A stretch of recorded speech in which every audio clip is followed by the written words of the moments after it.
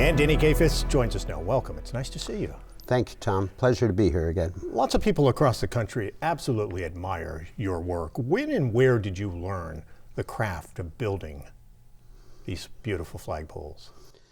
Shortly after 9/11, I was at a stage in my work life that I had to change focus. You know, I'd come back up here from Texas and high-tech work and stuff, and I was looking for something more North Country and more rewarding, I guess. And in the wave of patriotism following 9/11, a friend of mine purchased a handcrafted wooden flagpole, and when I saw that, I said, I can make those. And 15 years and 350 flagpoles later, I'm still doing it. So, a lot of people also know you for your efforts to raise awareness about the large number of Vietnam-era veterans who may have been exposed to hepatitis C.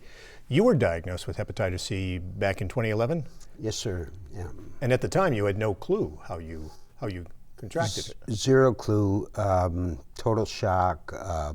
Took a while to realize the magnitude of it, that it really is a life-threatening situation. And at that time, rather bleak opportunity for options with the VA for treatment. There was no viable cure. There was Pegasus program, interferon, and ribavirin, which were very debilitating and dangerous, and stroke and blindness and all kinds of issues, and a very low 30-something% success rate. By the time you see and feel the damage, it's very late in terms of tackling it and taking it on. At that time, a new cure came out from Gilead Pharmaceuticals and the Harvoni treatment. And they priced it in such a manner it bankrupted the VA. $115,000 for a 12-week treatment, over $1,000 a pill. Just maybe the single worst case of pharmaceutical greed in the history of an industry that's very, very prominent for that type of actions. They just took it to a new level. Treatment cost them $7, I think, and they wanted $120,000 for it from the VA. So at that time, the VA was treating 1 out of 5, and basically telling the other 4, nothing we're going to do for you. That situation has changed dramatically. But as an individual and representing my American Legion post, 1619 of West Plattsburgh, we picked up that challenge, and we started a public awareness program that has literally spread throughout the country, because now it is nationwide. The VA has tested over 1 million Vietnam veterans, and we're going to get to the story of the bill that actually originated right here at my American Legion Post 1619, and is now a very strong bill in Congress, on the verge of being brought to a vote that's going to impact literally millions of Vietnam-era veterans. And if it passes, it'll expand testing to even more veterans? Well, many people, including the congressman I deal with, think that every veteran is eligible for VA health care. Absolutely wrong. Only the veterans that were in country during the war from the Vietnam era are eligible for VA health care. So out of the 8.5 million total, there's about 8 million surviving. About 2 million of the original 2.5 million are eligible for VA health care. About 50% of those actually use it. So the bottom line is 1 million of the 8.5 million that served in my generation during the war years are actually eligible for VA health care. The problem is we were all exposed to it. So you got all Vietnam-era veterans were exposed, yet only those who were in country can be treated for it. That leaves 6.5 million men and women of my generation probably not aware of the risk, probably not aware that they are positive if they are, and 1 in 10 of them is going to pay the price for that.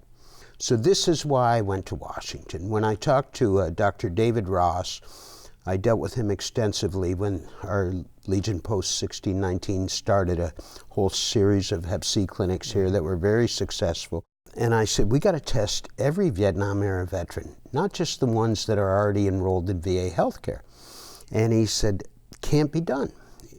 He said, we are not allowed to give a Band-Aid to a person that isn't qualified for VA healthcare. Dr. Ross says that would take an act of Congress. Well, he meant that as a euphemism, not literally. And I said, fine, we'll get an act of Congress. And I've been a little over 2.5 years now working on this bill. We've got a great sponsor, District 21, right here in upstate New York, Representative Elise Stefanik. We're bipartisan. We have, she is our lead sponsor, and our co-lead is Tim Ryan, Democrat of Ohio. So we're well balanced and bipartisan. We've got over 20 co-sponsors, well balanced and bipartisan. So the key is getting your small bill bundled with a larger bill, and that's where we're headed now. And the hope is that this will get this. The plan is to bundle this with the National Defense Authorization Act at the end of the year. Right. Every year, Congress votes to continue our military. Now, this is called a must-pass bill. Mm-hmm. It means they may argue, they may debate a little, they may complain, they may throw in an amendment, but they're not voting that bill down, or every single aspect of our military gets shut down. And that is just not ever going to happen.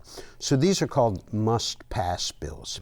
If we get bundled with the appropriation bill for our entire military, we're going to pass. And this bill comes to a vote in December. So our bill, which is the Vietnam Veterans Hepatitis C Testing and Treatment Enhancement Act, literally mandates the VA to find 350,000 veterans, Vietnam-era veterans, obviously, that were inoculated, which was 100% of them, and get the real stats.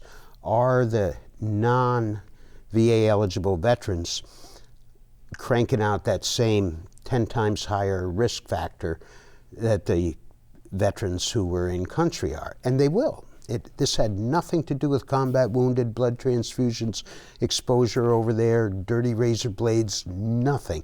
This had to do with the inoculations all 8.5 million of us received during the Vietnam War. And those numbers will come back as high or higher than the VA already has.